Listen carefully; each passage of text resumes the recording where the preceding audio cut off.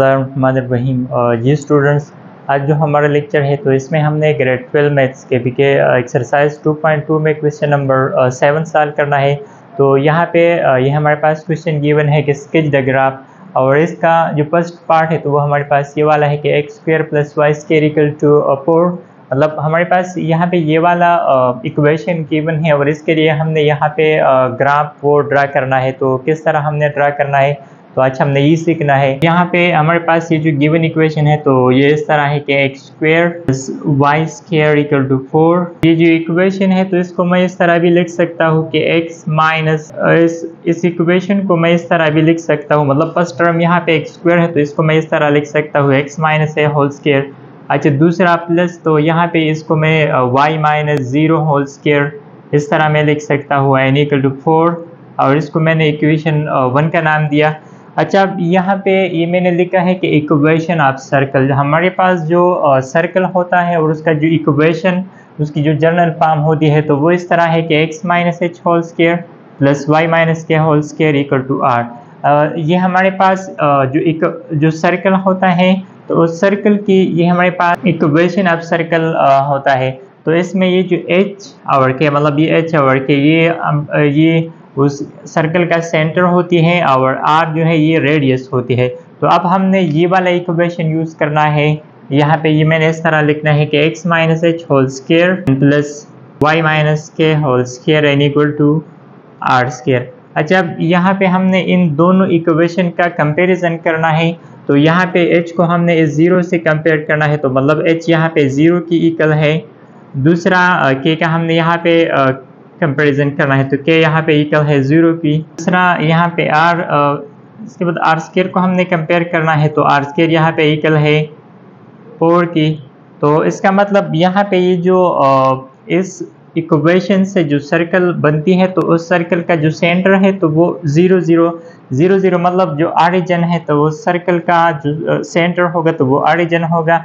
अच्छा, अब इसके बाद हमने उसके लिए रेडियस मालूम करना है कि मतलब उस सर्कल का रेडियस कितना होगा। तो यहाँ पे ये r है तो यहाँ पे मैंने इस तरह मालूम करना है कि r इक्वल टू r की वैल्यू यहाँ पे हमने मालूम करना है तो बोथ साइड्स के रूट जो यहाँ पे ये से कैंसिल तो r n equal to 4 equal है प्लस माइनस 2 की। तो अब इसका मतलब ये हुआ कि इस सर्कल से जो इस इक्वेशन से जो सर्कल बनता है तो उस सर्कल की जो रेडियस होगी तो वो हमारे पास +2 एंड -2 होगी। तो अब इसके लिए हमने सर्कल ड्रा करना है, लेकिन इसके बाद इसका जो सेकंड पार्ट है तो वो भी हम यहाँ पर डायरेक्ट सॉल्व करते हैं।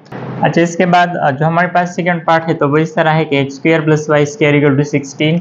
तो इसको भी हमने सॉल्व करना है तो इसको भी फर्स्ट हमने इस फॉर्म में लिखना है। तो ये इस तरह आ जाएगा कि x minus 0 whole square and plus y minus 0 whole square and equal to 16। अच्छा, अब इसका हमने अगेन इस इक्वेशन से कंपैरिजन करना है तो ये इस तरह आ जाएगा कि x minus h whole square and plus y minus k whole square equal to r square. तो यहाँ पे अगेन h यहाँ पे 0 की इक्वल है, k भी यहाँ इक्वल है 0 के, और r जो है वो यहाँ पे आर स्क्वायर इक्वल है 16 की। तो इसका मतलब यहाँ पे इस इक्वेशन से जो सर्कल बनती है तो उसकी भी जो सेंटर होगी तो वो ऑरिजिन होगी। अच्छा, अब इसके बाद हमने उस सर्कल का रेडियस मालूम करना है तो यहाँ पे अगेन हमने बोथ साइड्स के रूट लेना है 16 के रूट। तो इसका मतलब r यहाँ पे इक्वल आ गई प्लस माइनस 4 की। फर्स्ट जो इक्वेशन था उससे जो सर्कल बनती है तो उसकी जो रेडियस है तो वो प्लस माइनस 2 है। दूसरा जो इक्वेशन है x square plus y square equal to 16, इससे जो सर्कल यहाँ पे बनती है तो उसका जो रेडियस है तो वो है प्लस माइनस 4। तो अब इन दोनों के लिए दोनों का जो सर्कल बनती है तो वो हमने इस ग्राफ में यहाँ पे ड्रा करना है। अच्छा, तो फर्स्ट जो सर्कल था तो उसकी जो रेडियस थी तो वो 2 आई थी। तो यहाँ पे इसका मतलब वो मैंने यहाँ पे ड्रा करना है, और उसका जो सेंटर थी तो वो हमारे पास ये ऑरिजिन थी। इसका मतलब 1 और 2 ये रेडियस हमने यहाँ पे सेलेक्ट कर लिया, मतलब पॉइंट को चूज कर लिया। दूसरा ये वाला रेडियस और जो वो भी ये वाला रेडियस। हर एक वर्टिकल और हॉरिजॉन्टल लाइन पे हमने सिर्फ राइट साइड पे +2, लेफ्ट साइड पे -2, इसी तरह अपवर्ड यहाँ पे भी +2 और डाउनवर्ड जो वर्टिकल लाइन है वो भी -2। अब यहाँ पे हमने इसको ज्वाइन करना है तो इसको मैंने यहाँ पे इसी तरह ज्वाइन कर लिया। तो यहाँ पे ये जो हमारे पास ग्राफ बन गई, तो ये वो फर्स्ट इक्वेशन की ग्राफ थी। अच्छा, दूसरा जो हमारे पास इक्वेशन था जिसका रेडियस 4 था, तो वो उसका सर्कल हमने यहाँ पे मैंने कंस्ट्रक्ट करना है। तो ये भी यहाँ पे ये -4, यहाँ पे ये +4, इसी तरह ये +4, ये -4, तो अगेन इसको मैंने ज्वाइन करना है। तो इसको भी मैंने इसी तरह ज्वाइन कर लिया। तो यहाँ पे हमारे पास जो सेकंड इक्वेशन था तो उसकी ग्राफ बन गई। तो इस तरीके से यहाँ पे हमने इसके लिए ग्राफ स्केच करना है। इसके बाद जो सी पार्ट है तो वो इस तरह है कि x² divided by 5 plus y² divided by 9 equal to 1। अच्छा, यहाँ पे ये हमारे पास ये वाला इक्वेशन गिवन है। अब इसके लिए भी हमने यहाँ पे ग्राफ स्केच करना है। तो इसको हमने किस तरह करना है, यहाँ पे ये मैंने लिख दिया है कि equation of ellipse. Equation of ellipse का जो जर्नल फॉर्म होती है तो वो इस तरह है कि x² divided by a² plus y² divided by b² equal to 1। मतलब यहाँ पे यह मैंने लिख दिया है कि यहाँ पे हमारे पास पे ये इक्वेशन ऑफ एलिप्स है।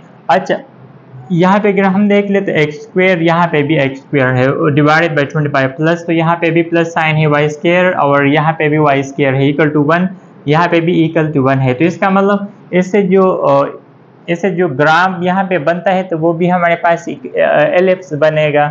तो अब यहाँ पे हमने इन दोनों का कंपैरिजन करना है। तो इस इक्वेशन का हमने इसके साथ कंपैरिजन करना है, मतलब a और b वैल्यू मालूम करना है। तो यहाँ पे फर्स्ट हमने ये भी समझना है, a जो है वो हमें रिप्रेजेंट करता है यहाँ पे हॉरिजॉन्टल लाइन, ये वाला जो लाइन है, और जो b है यहाँ पे, तो b यहाँ पे रिप्रेजेंट करता है ये जो वर्टिकल लाइन है। अब यहाँ पे हमने a और b की वैल्यू मालूम करना है। यहाँ पे x² डिवाइडेड बाय a², तो यहाँ पे a² मतलब ये वाला, तो इसका हमने इसके साथ कंपैरिजन करना है। तो इसका मतलब यहाँ पे a² वो इक्वल है 25 की। तो अब यहाँ पे हमने इससे a की वैल्यू मालूम करना है, तो बोथ साइड्स के रूट।